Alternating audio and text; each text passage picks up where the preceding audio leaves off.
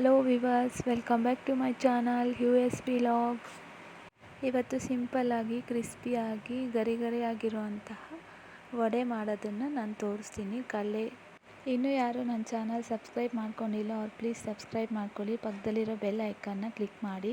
ಇವತ್ತು ಕಡಲೆಬೇಳೆಯಿಂದ ಗರಿ ಗರಿಯಾಗಿರುವಂತಹ ವಡೆ ಮಾಡೋಣ ಬನ್ನಿ. 1 ಲೋಟ ಕಡಲೆಬೇಳೆಯನ್ನು ತಗೊಂಡು 3 ಟೈಮ್ಸ್ ವಾಶ್ ಮಾಡಿ ನೀಟಾಗಿ 4 ಅವರ್ ನೆನೆಸಿಟ್ಟಿರಬೇಕು.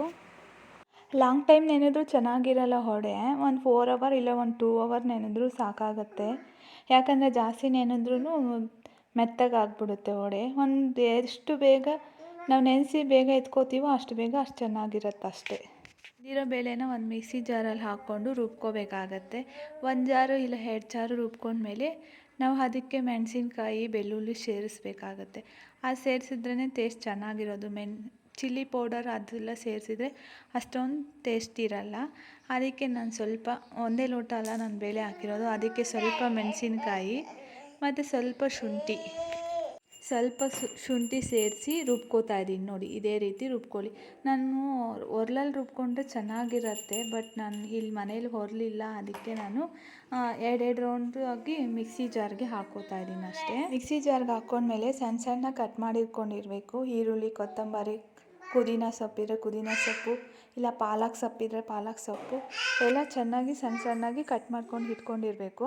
ನೋಡಿ, ನಾನು ಇವಾಗ ಕಡಲೆಬೇಳೆ ರುಬ್ಕೊಂಡಿರೋದಕ್ಕೆ ಪುದೀನ, ಕೊತ್ತಂಬರಿ ಸೊಪ್ಪು, ಈರುಳ್ಳಿ, ಉಪ್ಪು ಎಲ್ಲ ಮಿಕ್ಸ್ ಮಾಡ್ಕೋತಾ ಇದ್ದೀನಿ. ಸ್ವಲ್ಪ ಸೋಡಾ ಹಾಕ್ಕೋಬೇಕಾಗತ್ತೆ. 1/4 ಸ್ಪೂನ್ ಅಷ್ಟು ಹಾಕ್ಕೊಂಡ್ರೆ ಸಾಕಾಗತ್ತೆ. ನೋಡಿ, ಎಲ್ಲ ಚೆನ್ನಾಗಿ ಈ ರೀತಿ ಮಿಕ್ಸ್ ಮಾಡ್ಕೊತಾ ಇದ್ದೀನಿ. ನೀರು ಮಾತ್ರ ಸೇರಿಸ್ಬಾರ್ದು ಇದಕ್ಕೆ, ಯಾಕಂದರೆ ಎಣ್ಣೆಯಲ್ಲಿ ಬಿಡ್ತೀವಲ್ಲ. ನೋಡಿ, ಈ ರೀತಿ ಮಿಕ್ಸ್ ಮಾಡಿಕೊಂಡ್ರೆ ಆಯಿತು. ನೋಡಿ, ಉಂಡೆಗೆ ಬರಬೇಕು. ನೋಡಿ, ರೌಂಡ್ ಶೇಪ್ ಈ ರೀತಿ ಮಿಕ್ಸ್ ಮಾಡಿಕೊಂಡ್ರೆ ಸರಿ ಹೋಗುತ್ತೆ. ಇನ್ನು ನೀರಾಗಾದ್ರೂ ಚೆನ್ನಾಗಿ ಕಾಣಲ್ಲ, ಬಟ್ ನೀರು ಮಾತ್ರ ಇದಕ್ಕೆ ಸೇರಿಸ್ಬಾರ್ದು. ನೆಕ್ಸ್ಟ್ ಒಂದು ಸ್ಟವ್ ಮೇಲೆ ಎಣ್ಣೆ ಇಡೋಣ ಕಾಯೋಕ್ಕೆ.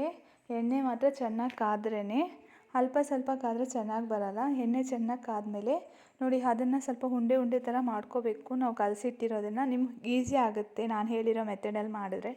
ಸ್ವಲ್ಪ ರೌಂಡ್ ಶೇಪಾಗಿ ಮಾಡಿಕೊಂಡು ಮತ್ತು ಅದನ್ನು ನೀಟಾಗಿ ತಟ್ಕೊಂಡ್ರೆ ಚೆನ್ನಾಗಿ ಬರುತ್ತೆ, ಬೇಗನೂ ಆಗುತ್ತೆ. ನೋಡಿ, ಈ ಥರ ಮಾಡೋದ್ರಿಂದ ಬೇಗ ನೆನೆಸಿ ಬೇಗ ರುಬ್ಕೊಂಡು ಈ ಥರ ಮಾಡೋದ್ರಿಂದ ನಿಮ್ಗೆ ಗರಿಯಾಗಿರುತ್ತೆ.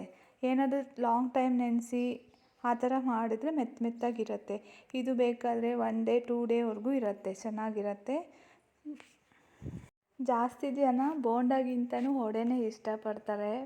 ಬೋಂಡ ಯಾವಾಗ ಬೇಕಾದ್ರೂ ಮಾಡ್ಕೋತಾರೆ, ವಡೆ ರೇರಲ್ಲ ಮಾಡೋದು. ಅದಕ್ಕೆ ಬೋಂಡಾಗಿಂತನೂ ವಡೆನೇ ಇಷ್ಟಪಡ್ತಾರೆ. ಇದು ಟೀ ಟೈಮ್ ಸ್ನ್ಯಾಕ್ಸ್ ಜೊತೆಗೂ ಚೆನ್ನಾಗಿರುತ್ತೆ ಅಲ್ವಾ ತಿನ್ನೋಕ್ಕೆ. ಅದಕ್ಕೆ ನೀವು ಒಂದು ಸತಿ ಟ್ರೈ ಮಾಡಿ. ನನ್ನ ವಿಡಿಯೋ ಯಾರೆಲ್ಲ ನೋಡ್ತಿದ್ದೀರೋ ಒಂದು ಸಬ್ಸ್ಕ್ರೈಬ್ ಮಾಡ್ಕೊಳ್ಳಿ. ನನ್ನ ಚಾನಲ್ಗೆ ಸಪೋರ್ಟ್ ಮಾಡಿ. ಒಂದು ಲೈಕ್, ಕಾಮೆಂಟ್ ಮಾಡಿ, ಶೇರ್ ಮಾಡಿ. ಇನ್ನಷ್ಟು ವೀಡಿಯೋಗಳ ಜೊತೆ ನಿಮ್ಮ ಮುಂದೆ ತರ್ತೀನಿ. Thank you so much.